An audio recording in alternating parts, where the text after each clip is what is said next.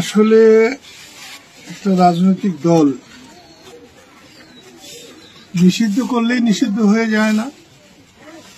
সেই হুজুর মাওলানা ভাসানী বঙ্গবন্ধু শেখ মুজিবের দল আওয়ামী লীগ প্রচুর পাতার পানি না।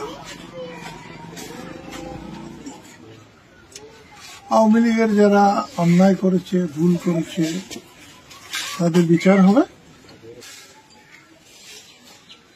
আসলে একটা রাজনৈতিক দল নিষিদ্ধ করলেই নিষিদ্ধ হয়ে যায় না।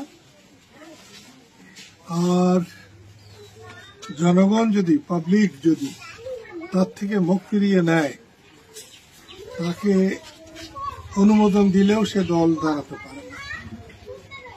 বুঝতে হবে, বলতে হবে শেখ হাসিনার দল আর মাওলানা ভাসানীর তৈরি করা দল, বঙ্গবন্ধুর লালন পালন করা দল, যে দল বাংলাদেশের স্বাধীনতা এনেছে, সেই হুজুর মাওলানা ভাসানী বঙ্গবন্ধু শেখ মুজিবের দল আওয়ামী লীগ প্রচুর পাতার পানি না। এটা সিদ্ধ হবে না নিষিদ্ধ হবে, এটা রায় দেওয়ার মালিক হচ্ছে জনগণ, পাবলিক। আওয়ামী লীগের যারা অন্যায় করেছে, ভুল করেছে, তাদের বিচার হবে এবং আইনের দ্বারা বিচারে তারা দোষী সাব্যস্ত হবে, তাদের শাস্তি হবে। কিন্তু কোন পরিষদ সিদ্ধান্ত নিলেই সেটা কার্যকরী হবে বা সেটাই শুদ্ধ, এটা ঠিক না।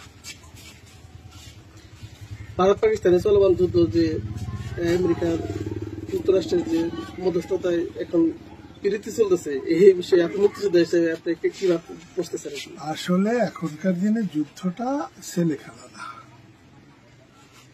তার প্রভাব যে দেশ যুদ্ধ করে শুধু সেই দেশের উপরে পড়ে না, সারা পৃথিবীর উপরে যুদ্ধ হলেই সে প্রভাব পড়ে। দুই একটা গুলি ছোড়া আর যুদ্ধ এক কথা না। ভারত পাকিস্তান যুদ্ধ হইতে পারে না, এবং যুদ্ধ হলে সেটা এমন ভয়াবহ হবে যে সারা পৃথিবীতে তার প্রভাব পড়বে। এটা ভারত সরকার তারা মানুষের নজরে ভালো হওয়ার জন্য যা করেছে, অনেকের কাছে ধরাও পড়েছে। এগুলো রাজনীতি না। ভারত মহান চাণক্যের দেশ। ভারত পৃথিবীতে শ্রেষ্ঠ কূটনীতিবিদ চাণক্যের দেশ। তারা কেন ছেলে খেলা করবে?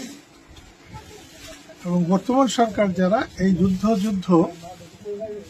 খেলায় তারা ক্ষতিগ্রস্ত হয়েছে, ভারতের মানুষ ক্ষতিগ্রস্ত হয়েছে। যুদ্ধ হলে সারা পৃথিবী ক্ষতিগ্রস্ত হবে। আমার মনে হয় সেটা হবে না।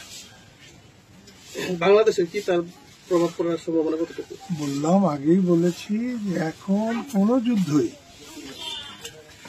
তার একার নাম, কম বেশি সর্বত্র প্রভাব পড়বে।